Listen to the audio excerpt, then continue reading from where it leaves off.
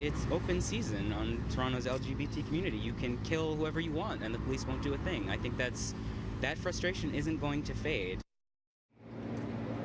The disappearance of several men from the village in the last few years has left this resilient community on edge. Many suspected a serial killer behind the disappearances, and just yesterday, Toronto police confirmed just that, arresting and charging a 66-year-old man with the death of two members of the community who went missing last year. But just last month, in December, Toronto police dispelled any rumors that a serial killer was in the village.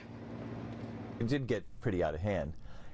The reason the police didn't latch onto that right away, they probably should have, but on the other hand, it's fairly unusual to have a serial killer.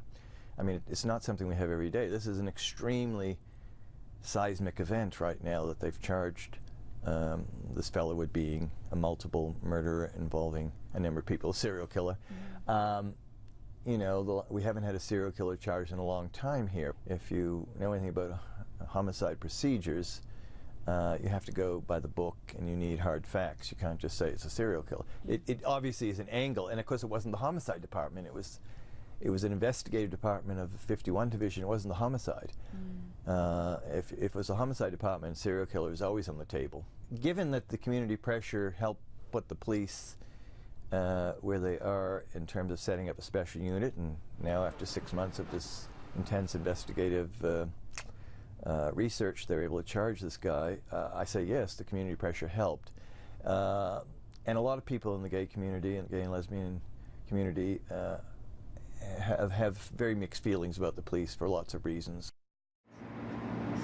Bruce MacArthur has been charged with 2 counts of first-degree murder in the presumed deaths of 2 men, Salim Essen, who went missing in April, and Andrew Kinsman, who was last seen in June. Last year, 51 Division launched Project Prism, dedicating half a dozen officers to solving the disappearances of Kinsman and Essen. But some in the community are taking issue with how missing people's cases, especially those from the village, are being investigated and handled by the police, not just in the case of Essen and Kinsman, but of others in previous years.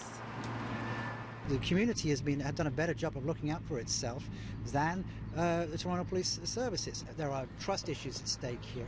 But to be honest with you, with the LGBT community, the relationship has always been strained. Some might argue that in the case of the trans community, it's been non-existent. And so I'm generally an optimist. I think the relationship can be built anew, but it only begins with some humility on the part of Toronto Police Services, some contrition to admit that they've done something wrong, and a willingness, genuine willingness, not showbiz community consultation theatre, but genuinely listening acutely to members of the community. It's almost beyond repair. The only thing one could do is be someone like me in the gay community who at least wants to talk to the police and exchange information. Toronto Police Health City News has made significant strides over the last number of years to improve its relationship with the city's LGBTQ community. A statement in part reads, "These efforts have included a number of initiatives, but at the end of the day, we know we have more work to do, and even after these cases are complete, we will continue to do our part to improve the relationship between the Toronto Police Services and the city's LGBTQ community."